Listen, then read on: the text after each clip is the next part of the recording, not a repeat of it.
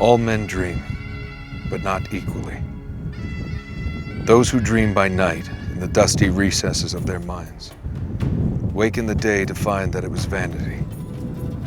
But the dreamers of the day are dangerous men, for they may act their dream with open eyes to make it possible. This I did.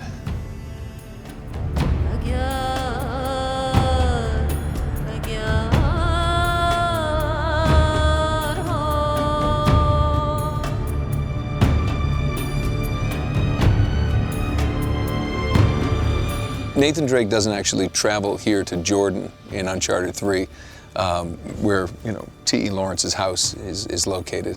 But there's the historical hook that we used is that on Sir Francis Drake's circumnavigation of the world, there is supposedly about 6 months of unaccounted for time, and we're just making up the idea that he actually came here to the southern Arabian Peninsula, where the Crusaders had talked about the lost city of Ubar and the Ram of the Pillars, city of brass. Why are you here? Why do the English cross the Rub al-Khalid? They're looking for the lost city of Ubar. The tie-in with T.E. Lawrence's house, who also had dubbed a possible lost city, hundreds of years later as Atlantis of the Sands. That's the two historical hooks there. Now, Nathan Drake, who supposes he is the descendant of Sir Francis Drake, is worked with T.E. Lawrence, who also went to the Crusaders in France, where our game also goes. We're trying to tie that all together into a nice, neat package. Drake only had half the clues. Lawrence only had half. We and Marlowe has nothing. Sir Francis Drake, when he completed that circumnavigation of the globe, the Queen knighted him, and she gave him a motto, and it was Sic Parvis Magna, which means greatness from small beginnings. I guess Sir Francis Drake's lineage was not at all that great, but he rose to greatness. It is the dream of a dreamer, a mirage of the desert. Cup of death will be filled for thee. It's all in English. That must have been Drake. Here we go. Same with T.E. Lawrence. T.E. Lawrence's surname was an assumed name. It wasn't his. He wasn't a Lawrence. He had very humble beginnings, and yet became this Lawrence of Arabia. So sort of made a lot out of his small beginnings as well. And really the same thing kind of goes for Nathan Drake. That he sort of aspires to greatness and wants to unravel these mysteries of the world. You're gonna keep going, aren't you? For what? Treasure?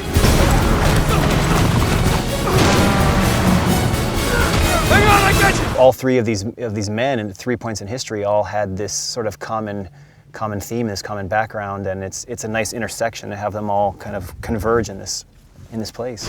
Admit it. You love all this as much as I do.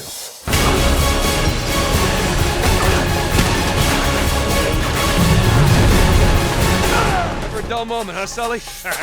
Why change now? T. Lawrence was obsessed with the Crusades and the Knights as a young lad, and he traveled all around France and Syria, checking out Crusader castles, and that's really what got his interest into the Middle East. He was here in Arabia during World War I, and when he finally went back to England, he said that if he ever had a chance to go back to Arabia, he would look for this place called the Atlantis of the Sands. He actually coined that term. It was known as Iram and Ubar and the city of brass, and he was convinced that it was in the Arabian Peninsula, actually near Yemen. But so this was a big touchstone for us with Uncharted 3. I mean, we used a lot of reference from this area to model the backgrounds and a lot of the other scenery that takes place in the game, and it looks like it does in the game. It's one of the things that we like to do with these games is ground them in some real reality, and we refer to it as it passes the Google test, basically. If you wanted to search for T.E. Lawrence and you wanted to search for the lost city of brass, that's all there. That's fact. And then we use that as our jumping off point to create sort of the fiction of the game.